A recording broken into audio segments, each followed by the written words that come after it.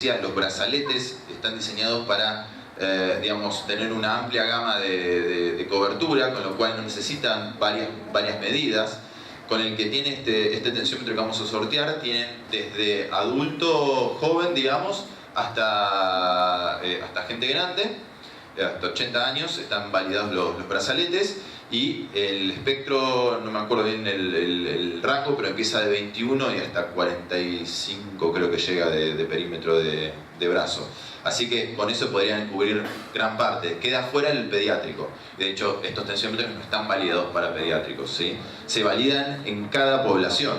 Eso es importante también, no lo dije antes. La validación no es solamente para decir, bueno, es validado para adultos, ¿sí? Es validado hay que validarlo para embarazadas, hay que validarlo para obesos, hay que validarlos para... Cada uno es una validación distinta que se hace con una población distinta.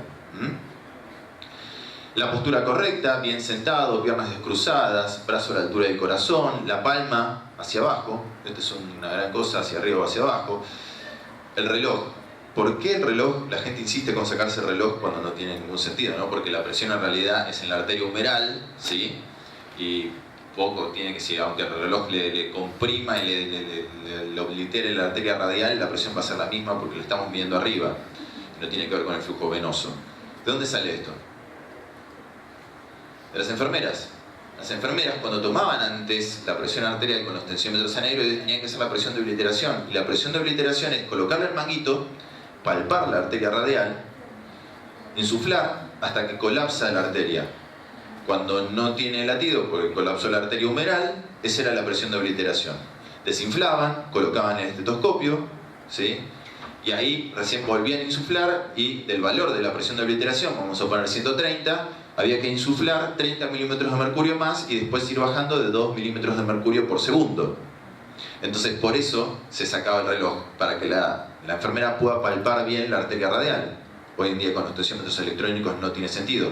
Y si lo hicieran con una NBD tendrían que hacer todo el protocolo que nadie lo hace. Se los aseguro que yo creo que las enfermeras ya no saben lo que es la presión de obliteración. Y nosotros como médicos, no sé si en algún momento alguien le han contado qué es la presión de obliteración o es la primera vez que lo escuchan.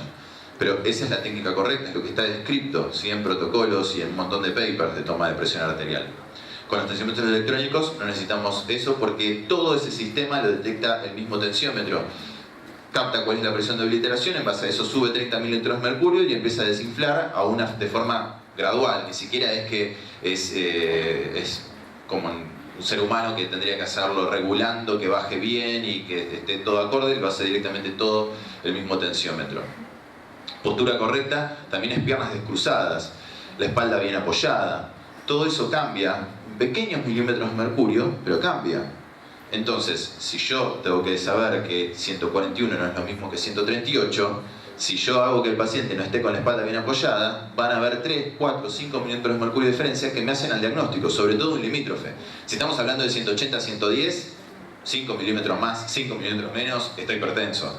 Ahora, si estamos hablando de 140, 145, no es lo mismo que 138. Y voy a estar catalogando un paciente hipertenso cuando no lo es. 3.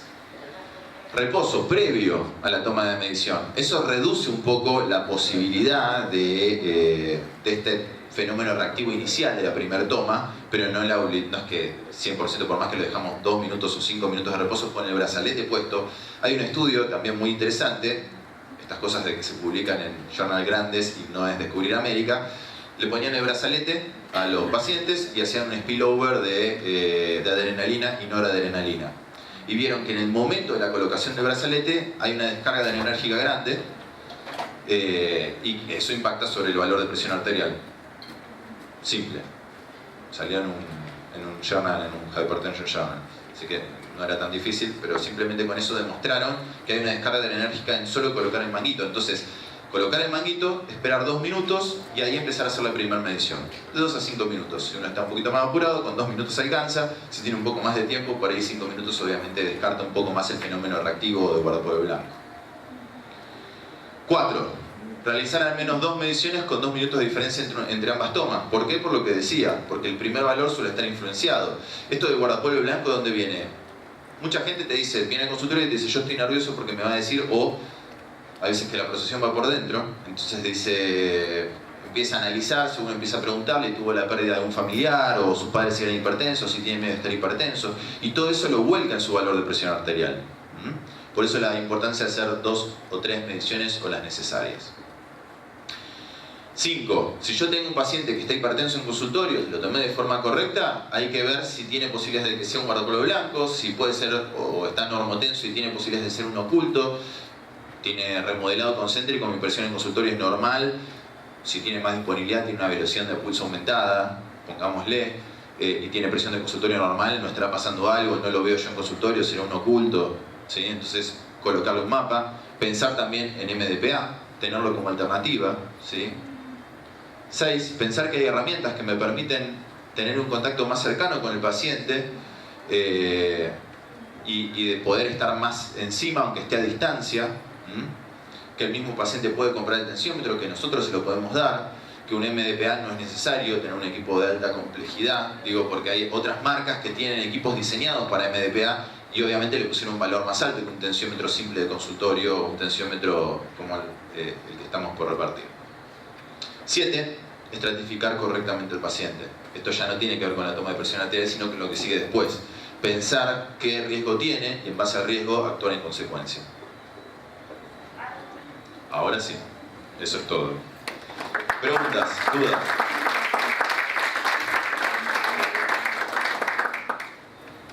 Nada, ¿quieren el tensiómetro y nada más?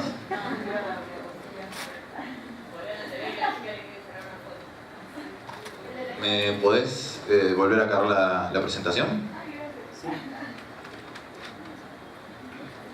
Depende de él. De mí no depende ya.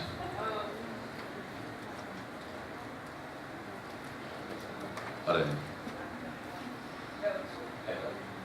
¿La última? Sí, esa. No. Maru, ¿es una mano? Por cuestiones protocolares, en la medida que sorteemos las cosas, van a tener que esperar porque va a haber que sacar una foto. Acá Hernán Gaitán es el representante de Omron en Argentina. Necesita mandar esto van a ser famosos en Estados Unidos, así que...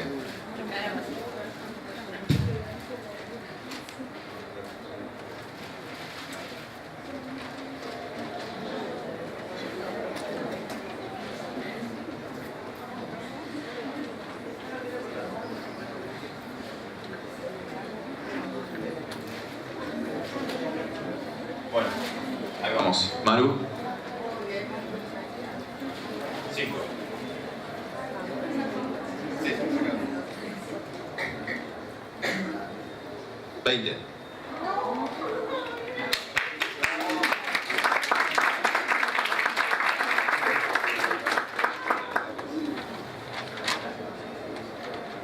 32.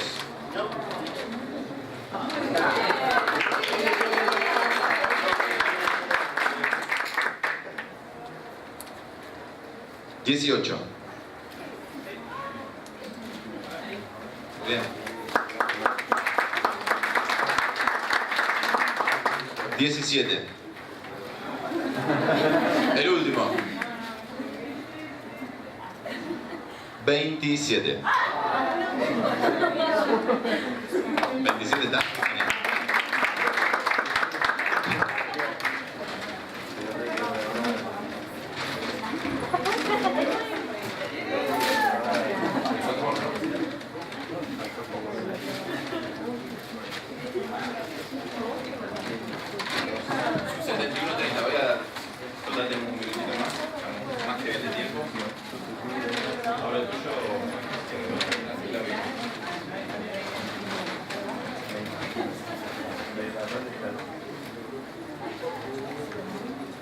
Ahí voy.